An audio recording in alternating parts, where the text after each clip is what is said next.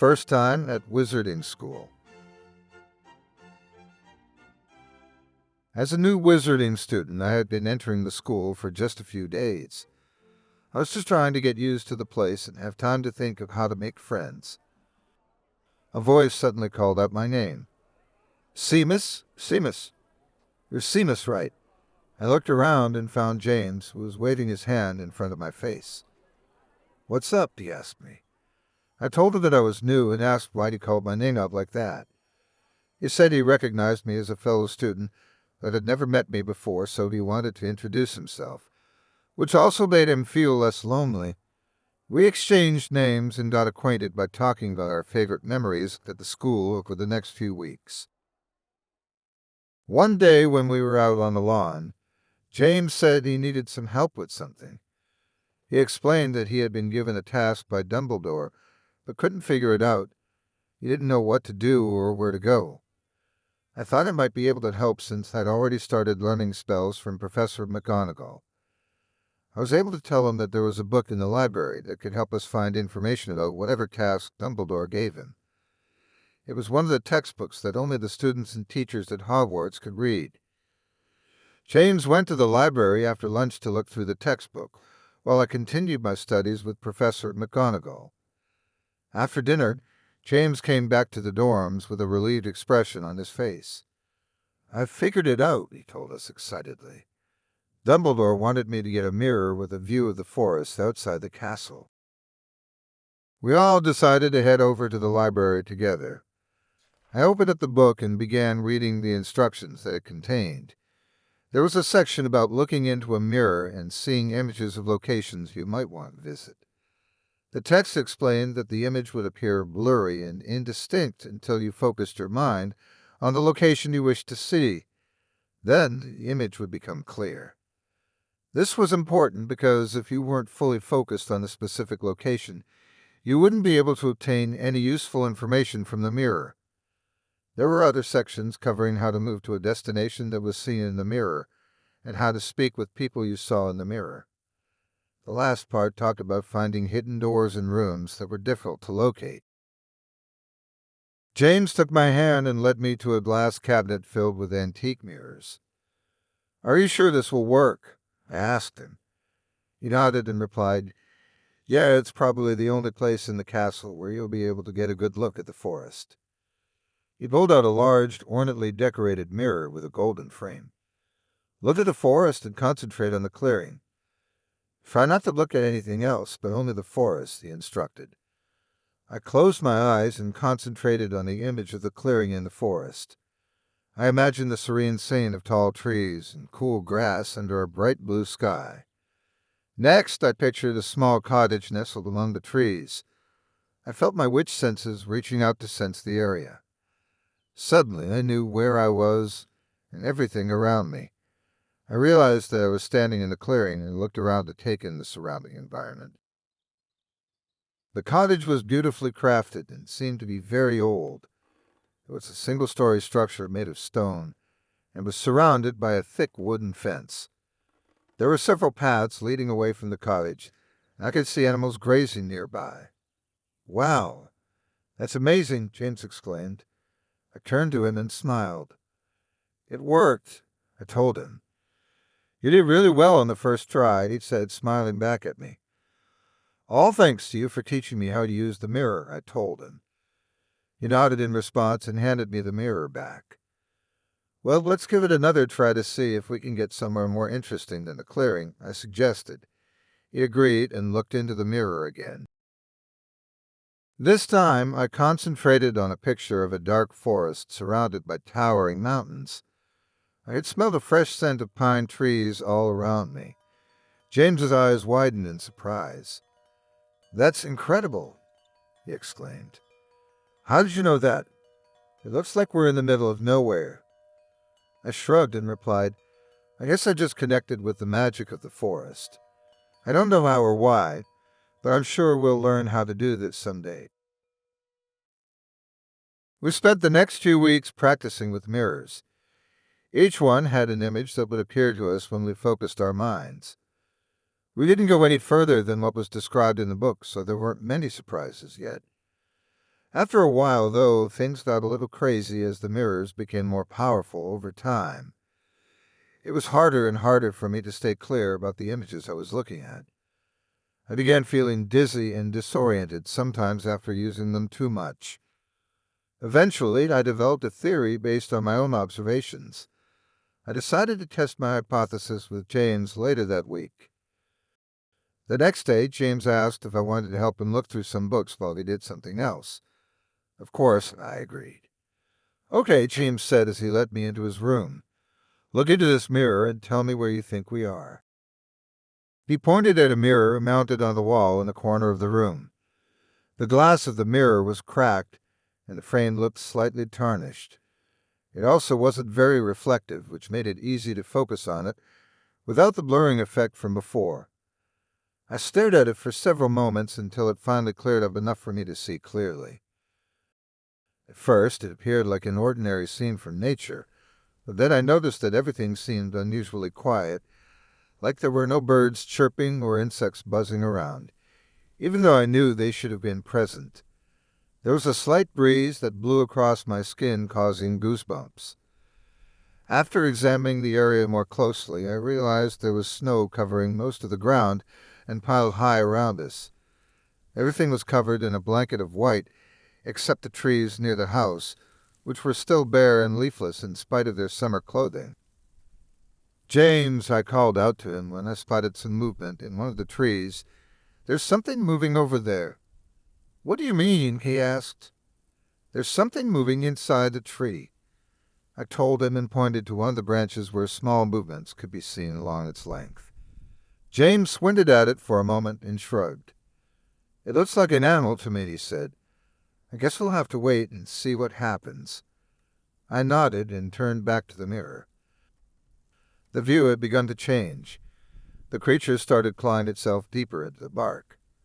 A dark shadow emerged from the trunk, revealing itself as an enormous bird with bright blue feathers. It opened its large mouth as if screaming, but only a shrill whistle escaped from between sharp, curved teeth. The monster landed on top of the tree and jumped down to the ground in front of us. I felt my knees begin to shake in fear as I looked at it up close for the first time. Its body was black and shiny like obsidian. However, there were flecks of gold glimmering here and there. In contrast to the darkness of its hide were patches of pale orange that glowed softly in the dim light cast by our magic lights. Two massive wings protruded out behind the beast's back, ending in sharp tips. There was a long tail that ended in a spiky barb that trailed after it through the snow. I stared at the monstrous creature with a mixture of terror and awe, while James tried to determine what it might be called based off of the descriptions he'd read about dragon anatomy in one of his books.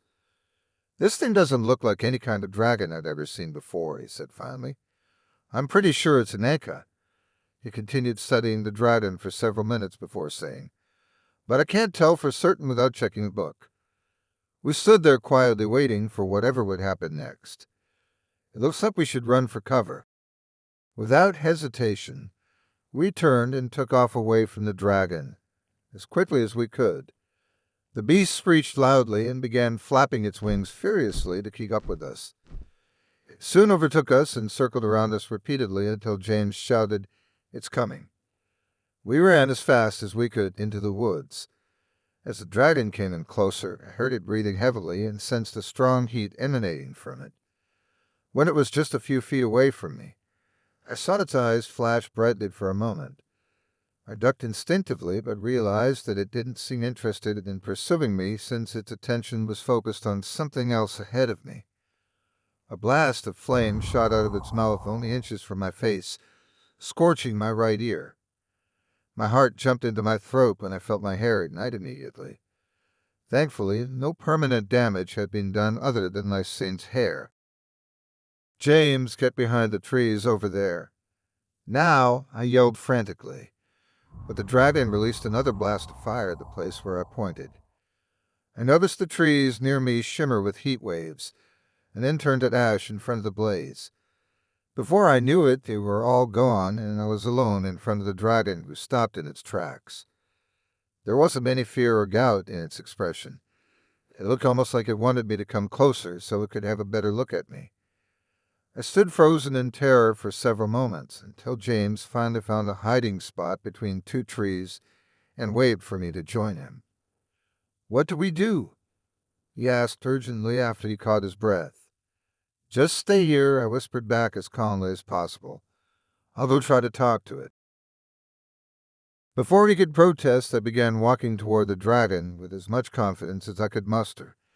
It seemed to notice that I had moved away from the threat. Its dragon-like head rose up high above me, revealing long rows of razor-sharp teeth. Then the creature let loose a terrible roar that shook my bones. This was not going to end well if this thing decided to attack me. I swallowed hard before speaking in a clear voice. "Hey there, dragon. Don't worry. I'm not going anywhere." The beast paused in its furious roaring and gave me an inquisitive look. The orange light in its eyes dimmed slightly but remained steady enough for me to make out its form clearly. "My name is Seamus," I continued. "You may remember seeing me when you flew through the forest earlier today." The dragon cocked its head again, but didn't move any further towards us. "I would very much appreciate it if you would return to the woods now, so we can both get some rest." The dragon stared at me blankly without responding, which made me nervous about whether or not it was even paying attention to what was being said to it. "Do you speak dragon language, Seamus?" James called out behind me in a trembling voice. "No," I shouted back. "It doesn't look like anything's happening yet," James pleaded. He sounded extremely concerned for my safety. "I think maybe we should just go back to the castle and try to find someone who knows more than we do about dragons." "I don't think so," I replied. "This dragon is injured. It probably needs help." "I'll bet you're right," he agreed. I took several deep breaths to calm myself while the dragon continued staring intently at me. After a few moments, the dragon lowered itself down to the ground on its belly before curling up around itself in a tight ball with its tail tucked underneath its body. I looked over my shoulder at James with concern. "What do you think it means? Why isn't it attacking?" I asked as quietly as possible. "Maybe it likes you," James suggested hopefully. "Maybe you did something special and won its trust." "No way! That thing could kill both of us if it wanted," I told him nervously. "I'd better take another look at that dragon and see if there's anything else I can do to help." I walked toward the dragon once again, this time keeping a safe distance away from it. The creature's eyes remained focused directly ahead at nothing in particular. I felt a strange sense of calm wash over me. Perhaps this dragon really wasn't going to attack me after all. Maybe this would turn out all right. As I approached closer to the beast, I noticed that his breathing was growing increasingly slow and labored. It had turned into a weak, rattling snore. When I got close enough, I knelt next to the dragon and placed my hand on its chest near its large heart. There was an intense heat emanating from inside the beast, but not nearly as hot as I expected. A little farther down, I found what appeared to be small chunks of metal lodged in various places along its internal organs. They were most likely what caused the dragon to sound like he was suffering from pneumonia earlier when he exhaled fire on me. "What are you doing?" James shouted frantically behind me. "You should leave now before he wakes up." I ignored him for a moment longer and continued to search for some other solution to help save this dragon. In a desperate attempt to bring some life back into it, I pressed my palm against the dragon's chest over its lungs and began to concentrate on healing magic. I focused my mind until I saw a stream of energy flowing through my arm and entering the dragon. At first, I couldn't tell if it had any effect. Then suddenly I heard a wheezing noise coming from the creature as it sat upright with great effort. Its eyes shot open and looked directly at me with concern, as though checking to make sure that everything was okay. After several moments, the dragon let out a loud sigh and lowered itself slowly onto the ground with his head resting between his front paws. He closed his eyes once again in contentment and seemed to fall asleep quickly without further ado. "Is this dragon actually going to be all right?" James asked after peeking around one of the trees in order to get a better view of our surroundings. "Yes, I replied confidently while running my hand along the dragon's side gently. I could feel warmth returning into my hand after having just touched its skin earlier. I think I fixed him. I smiled slightly as I felt my heart flutter nervously in my chest as I thought about how lucky I was not to have lost my life today. James gave me a brief smile but was clearly still uneasy. He shook his head when he noticed something moving among the trees ahead of us near where we came from earlier in the day. The dragon opened one eye and followed James's gaze toward the movement, but didn't seem particularly interested in leaving the safety of the forest for now.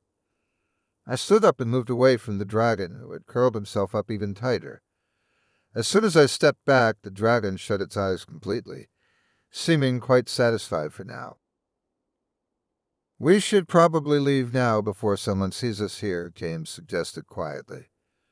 We were both a little unnerved by this strange encounter with a mysterious dragon, so it took a few moments before we gathered ourselves together before starting off on our way to the castle again. It would take a bit longer than expected to get there this time, since we weren't in much of a hurry. As we walked through the woods on our return journey to the dragon sanctuary, my mind was occupied wondering what exactly these dragon scales were made of, and how they were able to protect them from fire and other forms of damage that ordinary metal would normally suffer. I was also thinking about whether or not I'd be brave enough to try healing another injured creature like that if I had the chance someday. I never really got to experience that kind of magic until recently. I've been trying hard lately to learn as many different things as possible in case one day I'll need to save people in danger. When we finally reached the clearing, the dragon rushed out of its hiding place right next to the lake as though waiting for us.